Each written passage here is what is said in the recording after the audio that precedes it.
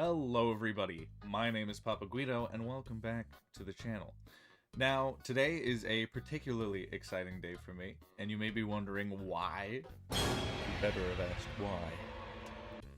And well, there's actually a few good reasons for that, but we'll get into that in a moment. Before we begin, I just wanted to say hi again and let you all know that this video is going to be a little bit longer than normal. Hopefully it's in a good way, and I hope you enjoy what I believe will be a longer form of video. If you all end up liking, please like the video, comment, subscribe, reach out to me in whatever way you'd like to. And if you want to even support me further, you can always check me out on twitch.tv/PapaGuidoIsHere. That's all my announcements that I kind of have. So thanks everyone for listening, and let's get back into the video. So, why am I so excited today? Well, for one, I broke both of my Guitar Hero controllers. Yep, I'm not joking. I straight up just strummed one to death, and the other one, yeah, maybe you shouldn't ask me about the other one. So basically, I was playing Fire in the Flames, and it was going alright, but I was really starting to suck at it, and at one point, it just got too much for me, man. You know what I mean? I just started freaking out, and like the buttons began sticking, man. I don't know, it just got too much for me, and like I was trying to do my best, and that's what mattered, and I needed to do it because otherwise I wouldn't get any records or anything. I couldn't beat the game. It just got too much for me no matter how hard I tried. Like, all I wanted to do was play some Dragon Force, you know? Because I'm already emulating Guitar Hero 3 on a PC, and that already makes it lag, man, you know? And the calibration is just ass, and the audio is just ass, and all I wanted was some Dragon Force, but the game wouldn't give it to me, and all I wanted was some goddamn Dragon Force! Some goddamn Dragon Force!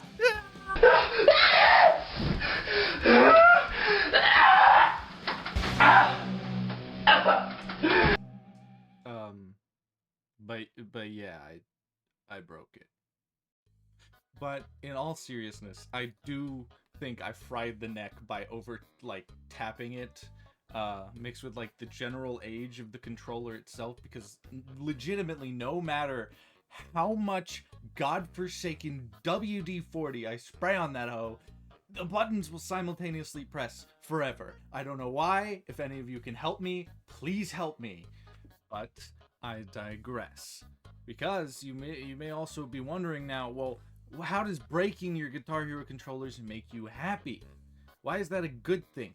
Well, because once something is broken, it means it can be fixed. And I gotta fix them, or at least one of them so far. And now it's even all glowy now too. Look at that. Ooh, glowy. Ooh. But anyways, how did I fix them, you ask? Well, it's a magical, secretive, spooky little trick from ancient times. You see, I summoned the great and powerful wizard Guoggle, whoever that is. And yeah, you just kind of straight up told me, yeah, you need some RGB in that shit. Not even old English, which was the most surprising part considering he's a wizard and all. But hey, who am I to complain, you know? All jokes aside though, now that my controller, or at least controller, is fixed and I'm kind of back in action here, I was thinking about new games to play. And especially games that required a guitar controller to play. So I went looking high and low, low and high, across forums, across Reddit, across every website I could to try to find little known guitar controller related games, and I was only able to find one.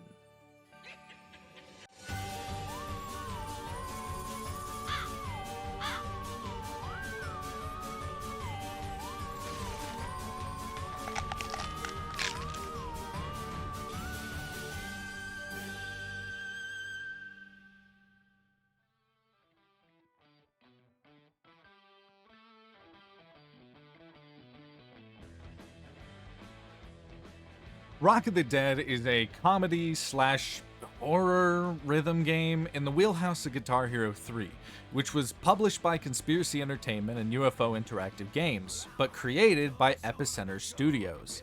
This company was started by Brian Jury and Nathaniel McClure in March of 2007, both of which were producers in their own rights during the blow-up of a little series you may know called Call of Duty. Releasing as Epicenter Studios' third hit game after making such classics as the WiiWare minigame Critter Roundup in 2008, as well as releasing Real Heroes Firefighter in 2009, a first-person shooter for the Wii and later the 3DS in which you put out fires, Rock of the Dead released a year later on October 19th, 2010, in the middle of the Halloween season, advertising itself as an advancement on both the ideas of Guitar Hero in terms of rhythm-based fun and the interactivity of Typing of the Dead, which was a similar arcade game from 1999 in which you had to type on a keyboard to kill zombies. The way it showed these advancements was through combining these two ideas in a way in which you now had to rock in order to slay zombies, something I have always been very much for. Now, this game is a very small one, and there is, to be honest, so little about this game that I couldn't even tell you how many copies it ended up selling. The furthest I could get was just reading the review pages on Metacritic, which rated it a very middling 45 out of 100. And that was the highest review I could find, too. And even then, that's only based on 7 reviews. So, would you be surprised if I told you that despite this, they had a pretty stacked cast?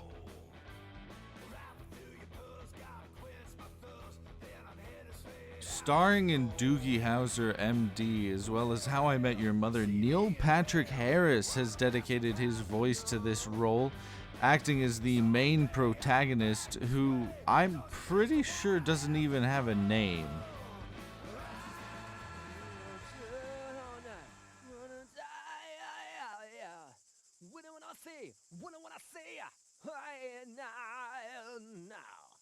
There gonna be any words in this thing, or are you in pain? Yeah, I agree with the old man. And apparently Neil Patrick Harris does too, because according to his IMDb, he never did this game to begin with. Okay, see here. Released October 19th, 2010. Neil Patrick Harris. 2010. Glee, Batman, Cats and Dogs, The Smurfs. That's 2011. So he even would rather have Cats and Dogs on his IMDb over Rock of the Dead. As well as this, we can also move on to the next named celebrity on the main title cover of this game, Rob Zombie, the singer-songwriter metal god that he is. Rob Zombie has dedicated a lot of music towards this game, and it seems to me like every single level of this game is actually a Rob Zombie song in one way or another. Though don't quote me on that, because as of recording this exact audio clip, I have not finished the video, let alone the game. Lastly, in terms of celebrities starring in this game, there is Felicia Day, who has appeared in the mainstream television show Supernatural, as well as the 2-season arc on the sci-fi series A Town Called Eureka in 2006. This actor I do not know as much, so I cannot actually give as much information, but if you're a Felicia Day fan and you have more information about her, please comment down below and give us all some more Felicia Day knowledge. We all need more Felicia Day knowledge in our lives, in my opinion. Without any further ado, I think it is finally time to start talking about the game itself, starting with the physical copy of which I own. Inside there is a stylized game manual like the old school games used to always do, as well as a disc. There's nothing special that came with this, and unfortunately my package actually came cracked, but inside there is instructions on how to play, there is instructions on how the game works, and I think there's even Spanish translations for all of it towards the back as well for the American and Spanish audience, so that's always appreciated, I'm sure.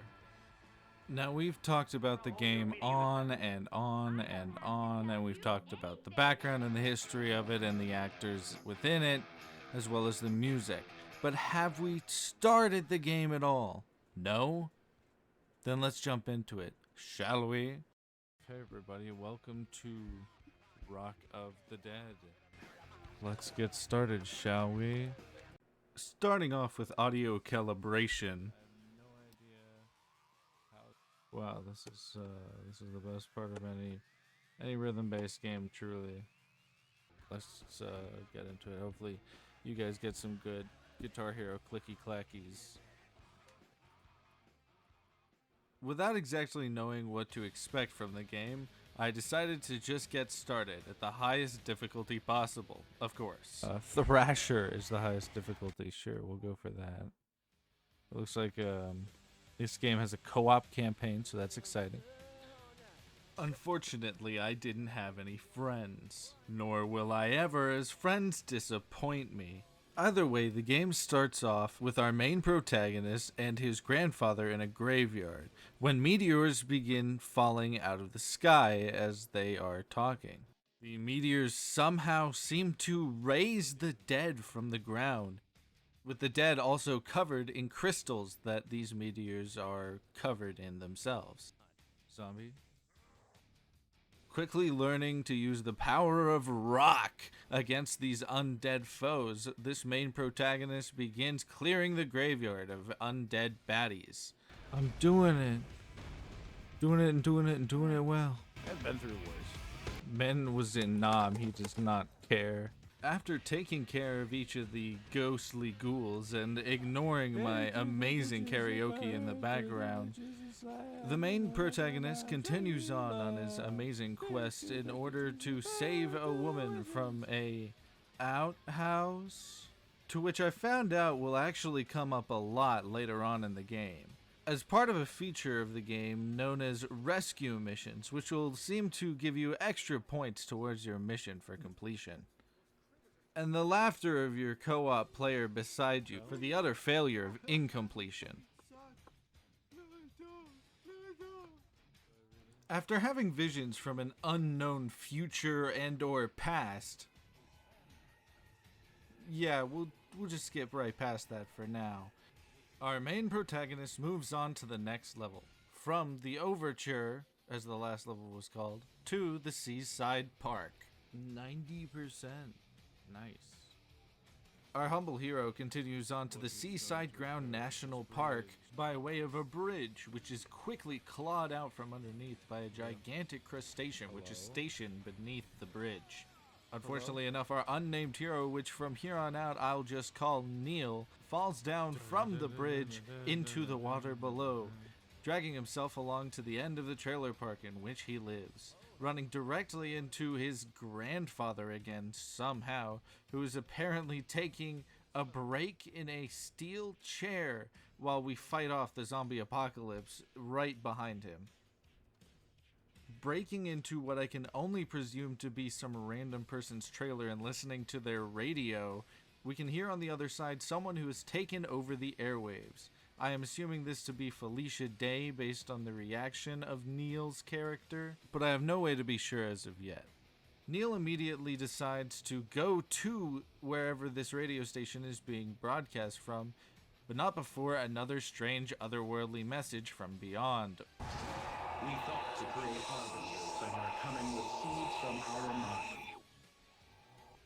Our intrepid adventurer carries on until he reaches a beach. He is then barraged by a giant lobster of which he has to fight again with the power of rock in order to keep its grubby mitts off of him. Damn. Bro, give me time. Bro. What, continue is just an option? This is when I learned about the biggest cheat in the game. If you do well enough at a certain level for a certain amount of time, you can gain a life back, with up to 2 lives back, depending on how many guitars there are at the bottom left of your screen. Oh, okay, goodbye. Was that a level? Was that a level? Oh, that's a level. Indeed, it was a level, with the second phase of this boss fight actually being played out on a second level entirely. Okay, Craw Creep, prepare to eat lead. Zeppelin?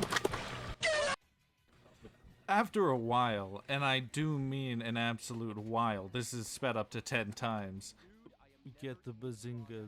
our amazing adventurer walks back into another trailer park again, seemingly producing no progress besides saving a few people, and breaks into yet another trailer.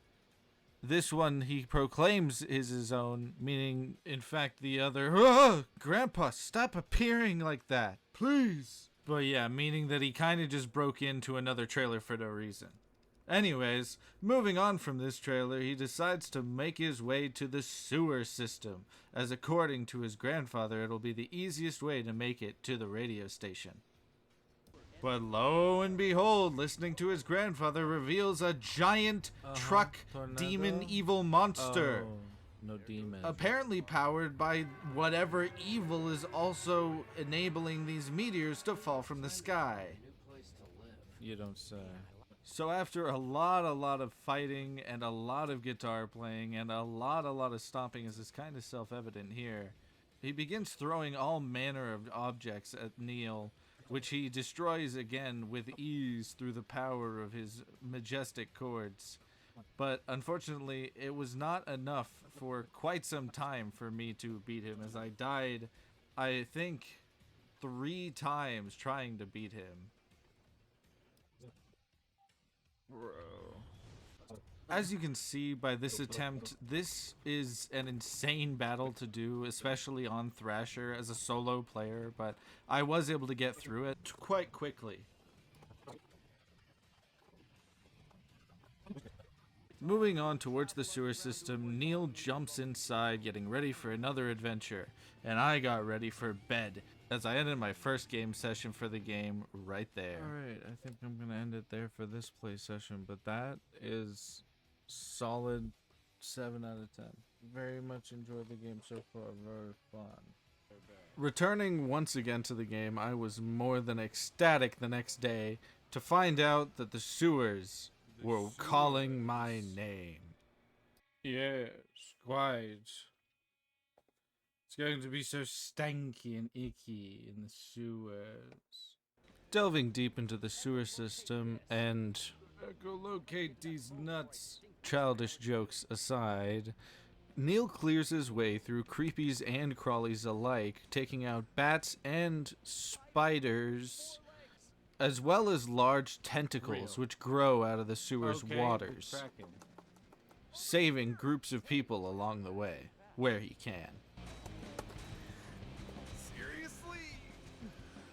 Bruh.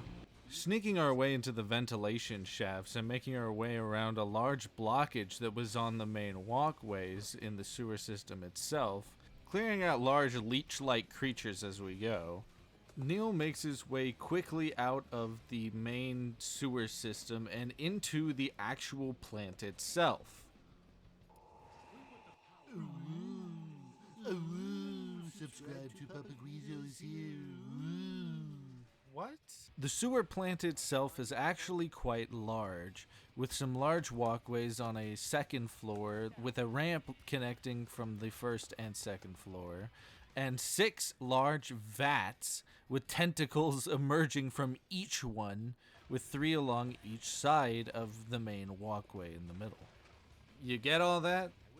Attempting to make our way outside of the sewer plant, ambushed by bats and zombies alike on the way out, and then eventually alligator people, we make our way from a sewer plant to a water purification type center that seems to be attached. But not before running into another radio broadcast on the way, which says that the radio station that is broadcasting to us is currently being attacked as they speak. And the final boss in this area, you may wonder?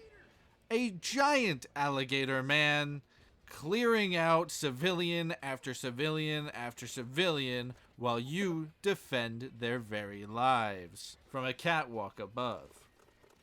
After you save as many people as you save, however, Neil decides to walk down the catwalk and then fight Mono A Alligator with the, alligator. And somehow survives both the onslaught of both the large and small alligators that are summoned from the boss. Next up, having presumably walked the gate risen at the water purification site, Neil next goes to a subway in order to make his way on a train from the subway system to the radio station. Fighting rats of all different sizes, as well as many different bugs that seem to grow from the subway system itself, Neil uses the emergency switch to lift up the gate to let a train out of the subway and hops aboard, but is dismayed to find the train ripped apart as a giant rat seems to want to get Neil before Neil can make it to the station of his desire.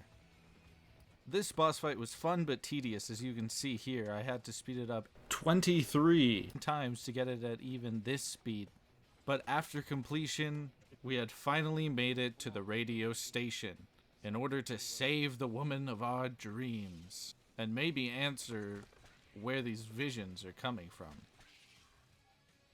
I think I'm good here. We've made it to the radio station.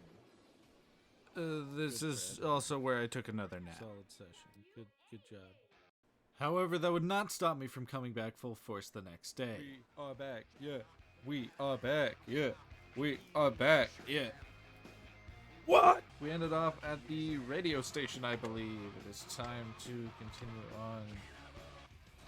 Making our way towards the front doors of the radio station, Neil talks into an intercom and is able to get a response from Mary Beth, who says that she's in the broadcasting room itself, being attacked by zombies actively. To which Neil responds by saying, Asked her if there was a vending machine around here. Cookies sound good right about now. No, wait, a burger. Definitely a burger. what an absolutely dashing debonair. Yeah. Yeah. Yeah. Yeah. Making his way into the recording room, Neil finds a group of camera creatures that seem to summon themselves from the ground. Oh yeah? Epic. Warriors of Rock did this. Hello. How they hadn't already attacked Mary Beth, considering she's in the same room, I have no idea. Mary Beth, are you okay? The camera monsters didn't get you, did they? I'm so glad to see you. I feel a lot better. And Mary Beth tells Neil that their main base, whoever they are, is located in the canyon, and it seems to be the source, assumedly, of the virus. So the next step in the plan for Neil is to set up the generator out the back, set up the transmission tower, and then make his way out into the canyon himself. Too much chimichangas. Am I right? Shut up. Oh. As I was saying, next Neil needs to set up the transmission tower and then head out into the canyon himself in order to deal with the threat at hand. Chimichangas. Shut up! I'm sorry!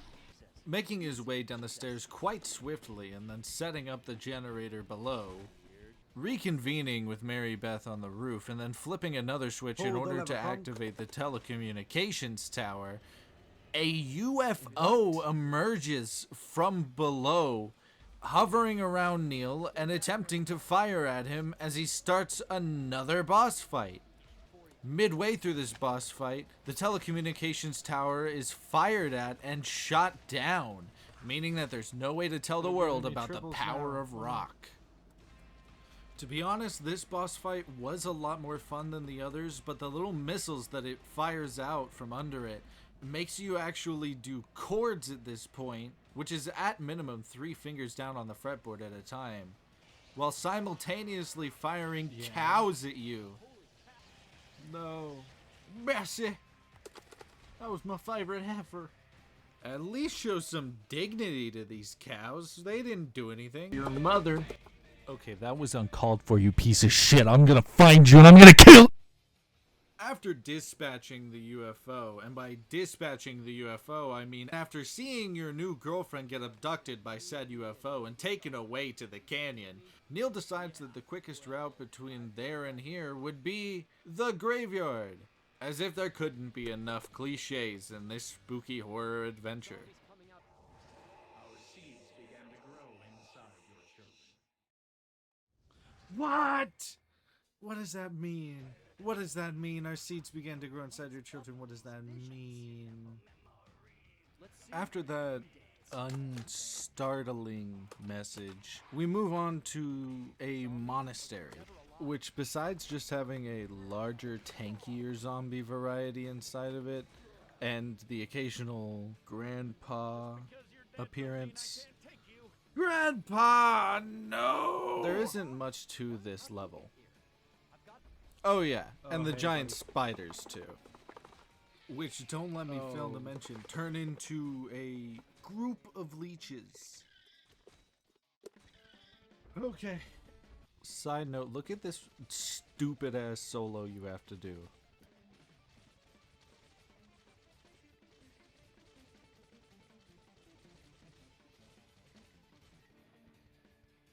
After finally saving Grandpa, and by saving I mean finding him sitting on another godforsaken chair, he lets you know that the underground passage you were actually going to take from the graveyard to the canyon is actually blocked off and has been for some time, mind the dogs. So now Neil has to climb up to the top of the church and then drop a bell on said passageway.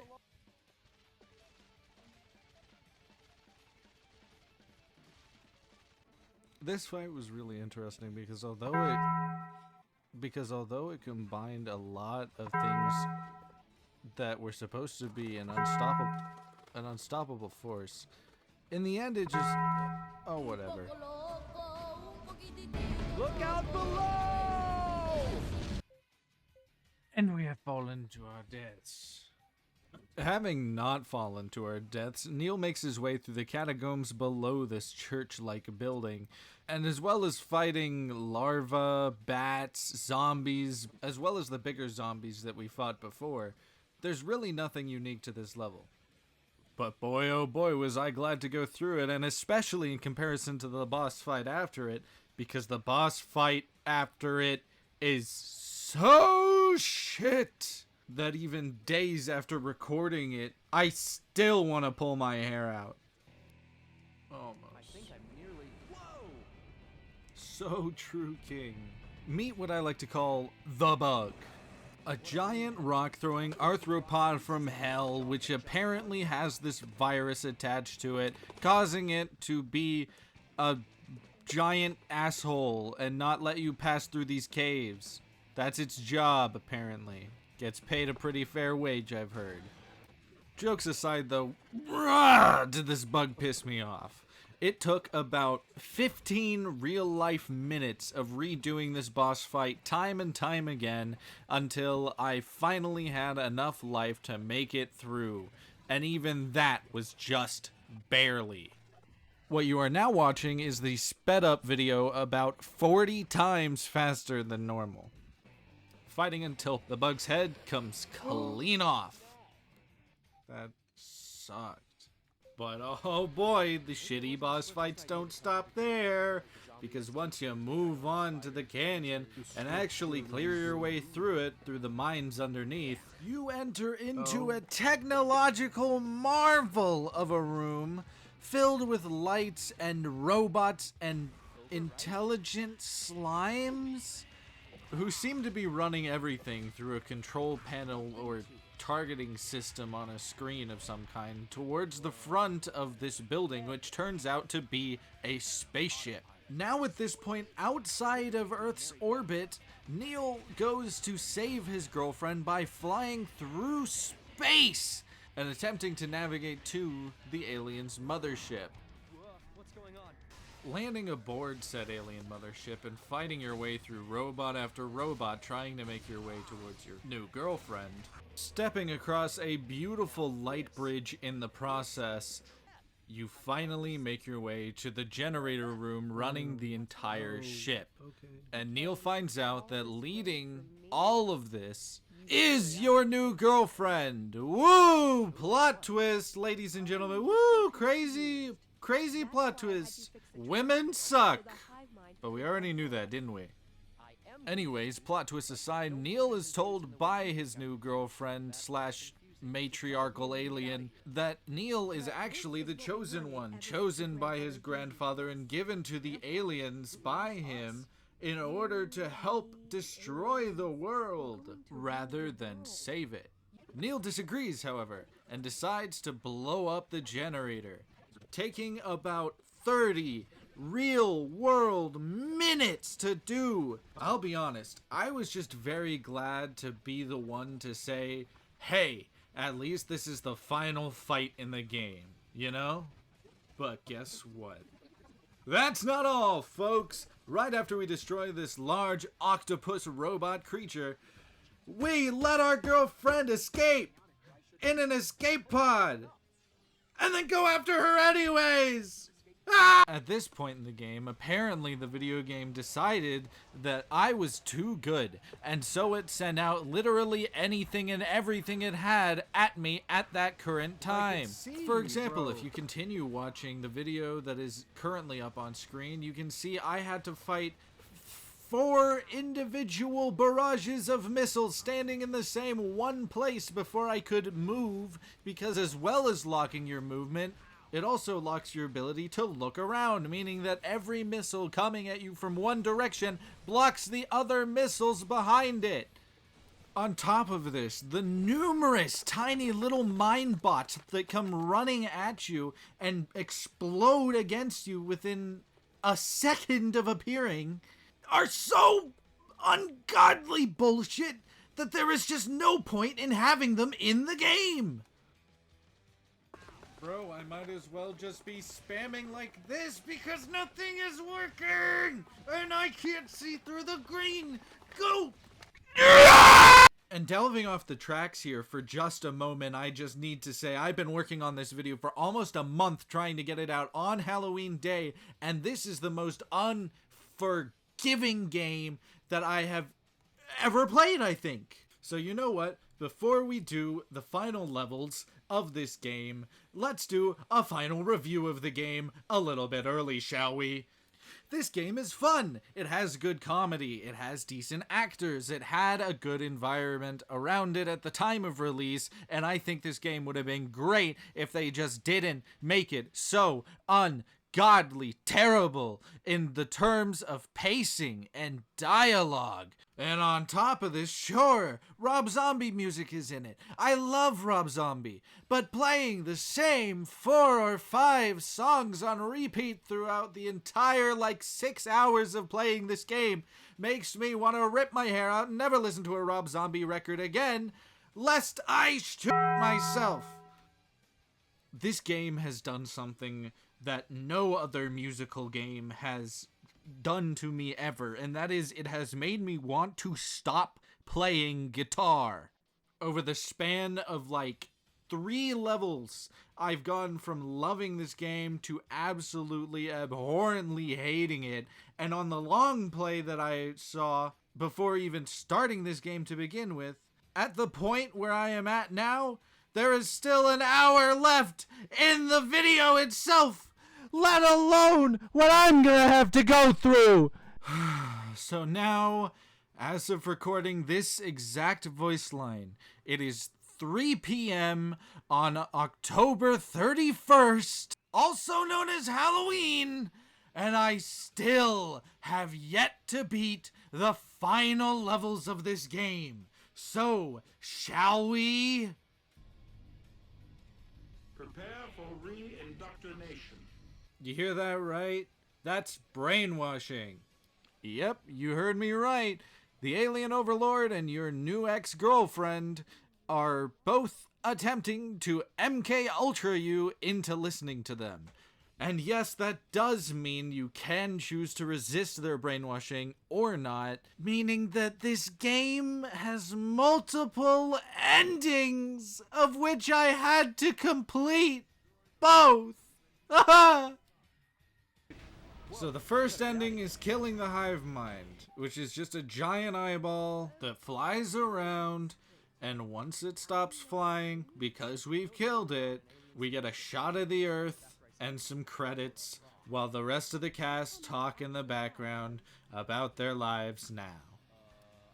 On the other hand, however, and the ending that I actually prefer due to the fact that it would canonically kill me as well, ceasing me from ever having to play this game again in my lifetime, we join forces with the aliens and destroy the planet once and for all. Earth looks so much prettier when it's defenseless, don't you think? Rugged. That's it! Rugged! Fuck this. And with all that done and out of the way, finally, we bring this game to a conclusion. And that conclusion is, ladies and gentlemen, wow, zombie horror guitar games should not exist. But no, seriously, I did like this game overall. It ended up being okay. I think that because it was made by such a small team, it didn't end up as good or as popular as it could have been, and that's what really ended up holding this game back in the long run. Graphically, everything kind of holds up to this day, as well as an Xbox 360 really can, and all things considered, I did end up having a good time, except towards the very end. So I will have to rate this game a 7.5 out of 10 zombies. 7.5 out of 10 brains for me. And with that, we can bring this video to a conclusion as well. Thank you everyone for watching. My name was Papa Guido. If you guys enjoyed this long form content, as I said at the start of the video, please like, comment, subscribe, do all that. And hopefully I'll have something else coming out soon if I can find anything else interesting that has not already been talked about before. If you have any suggestions, please comment down below what game you'd like me to play next again. And as always, I'll see you guys in the next video. Thanks for the support, and have a great rest of your day. Bye-bye!